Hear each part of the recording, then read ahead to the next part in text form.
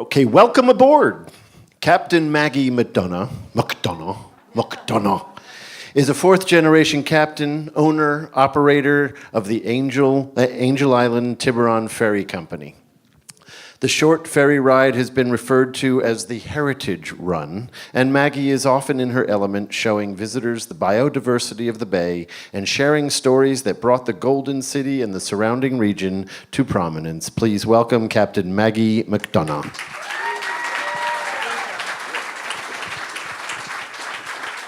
Thank you, everybody. I see a lot of friends and a lot of ferry boat riders. Just to be clear, I do not own and operate the blue and gold fleet. Just in case anybody was a little confused, we are the last family-owned and operated ferry boat company that I know of in the Bay Area, if not California and beyond. This boat is the one that my father designed. We had the designs for the first jet cat on San Francisco Bay, and he considered it an extreme squandering of money and resource. That's why we have a square boat. Can we change the slide up one? This is my crew. You'll see my son, Sam, there in the orange cap at the end. This was at the Bay Ferry 4 event. By the way, Sam now has his license. It is bigger than mine, but I am still his mother. And he is the fifth generation of our family to operate ferry boats here from in Tiburon. My great-grandfather, by the way, came in with the railroad, but preceding that, if you drive up to Petaluma, just where it narrows there, do you see that little island, that little lump of land off to the right? That's McDonogh Island. If any of you have a little metal detector, you can go looking for the pot of gold he supposedly buried there. I don't know if it's still there or not. And so he moved in with the railroad, and he built a boarding and chowder house, which is now where the Purdy's have Waypoint Pizza. It is named McNeil because great-grandfather died and great-grandmother remarried a McNeil. Just so we're clear on that whole bit and piece there.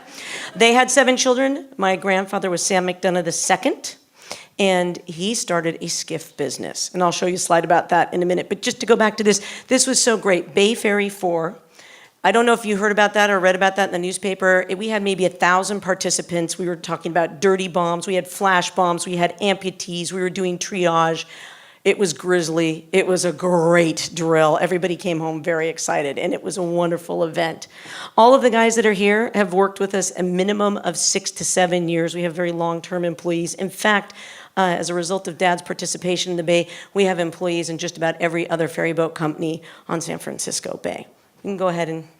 So you can see down here, this was one of great-grandpa's boats. It was either the McDonogh 1, the McDonogh 2, or the Lillian, named after my grandmother. And for 25 cents, you would come in from San Francisco and be provided with bait and tackle and towed anywhere on the bay. And Grandpa also ran in and out of Angel Island before it was a state park, in and out of San Francisco. And on the next slide, I believe you will see a picture of them on the Golden Gate Bridge. Great-grandpa was in charge of one of the shuttles that ran back and forth, or Grandpa was in charge of one of the shuttles running back and forth between the bridge. This is my father in the middle and my Uncle Jerry on the left. Believe it or not, he was 15 in that photograph. And he wanted to run that skiff. My dad, oh my goodness, Grandpa wouldn't let him. He said it was too dangerous. And at 92, 6 months before he passed away, he goes, all right, he was right. I'm all, really? All these years? Really? So we ran back and forth between there. And that's Dad, for those of you that know Milt or knew him. And that was our first boat. That was the Gayson, named after Gail and Cindy McDonogh, his nieces. And it was an old Navy launch that he and Uncle Jerry fixed. And he started running the boat only on weekends to Angel Island once the military demilitarized the island and it became a state park. Back in '59, by the way, my godfather, Uncle Charlie, ran the tram over there, and it was a John Deere tractor pulling railroad cars from the railroad in Tiburon. But Dad got tired of changing the roofing nails out of the tires, so he decided to move that along, and now it's out of the family. That boat was decommissioned probably in the 80s. That's the inside of the Gayson. And now you can see the Angel Island as she was brought down the river. By the way, that was Kelly Green. And if you look back in the records of this town, you will see there are many a meeting discussing the color of that ferry. The town was a little displeased, and they're actually kind of lucky. It was almost seafoam green. It was just that the paint was on sale. And he brought that down, the Sacramento River with an outboard engine on the back. Okay, my mother was driving. She didn't forgive him for that one, or dropping the 671 Detroit diesel on her favorite rose bush. Those two things, 43 years of marriage, I think they're doing pretty good. Dad ran that boat. Now, when we first had the boat, everything was military from auction. 2 671 diesels, 3 buttons on each side, a toggle switch.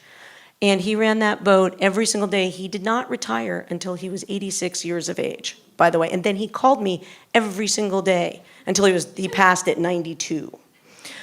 The interesting thing you should know about Dad is he had a long history. He worked for PG&E. He worked in the Delta. If you're familiar with the name Dutra, that was his first mate. He was a dredgeman. He was a fire boatman. He was a tugboatman. And during World War II, he would take the tugboats with the barges filled with airplanes in blackout in and out of the Oakland-Alameda Channel. He also laid the shafts on the Liberty ships down at Hunters Point. So he was very accomplished. Now, we know this place. This is one of my favorite places. I go there every day, and sometimes I go there and decide to turn around, and then I go back, and it's just, but it is. I consider Angel Island truly one of the most marvelous places on San Francisco Bay. It's the glorious, quiet older sister to Alcatraz's flashy younger sister, right? So much history. We have a Civil War fort, World War II, World War I forts, an immigration station, all of these things. Julia Morgan architecture, for those of you that are architects in the room, yes. And it is such a natural resource that doesn't get used anywhere near enough. Have you guys heard about all that fuss about Muir Woods over in Mill Valley and how many visitors? We don't even get 200,000 people to Angel Island, believe it or not. And they don't all come through me, by the way. I mean collectively with all the other carriers and such. So we can, do you remember this? I got calls. Maggie, your island's on fire. It looked like a volcano. We responded first, and we picked up the campers that were on the island, and I think I carried, I want to say it's like 1,500 firefighters to and from the island. It was amazing. And we have some more pictures of that as well. And what was amazing to me is how fragile we are here on the peninsula, because standing on my dock in Tiburon, I could feel gusts of heat coming off the island, and the tornado of flame looked about this big from the top from Tiburon, so you know that's got to be 60 feet or more in height. But one of my favorite, see all these great firefighters? Isn't that amazing? We were coming back, and I don't know how long I've been running the boat, but we were pulling in, and I had the radio on for these guys, because most of them are CDF crews, they're criminals, right, out fighting fires. And they had black tie events at Cervino's and Guaymas. And this was out of a movie, for the movie people here. Elvis Presley's Hunka Hunka Burning Love was playing. True, it's true. And these guys got off to a standing black tie ovation. It was fantastic.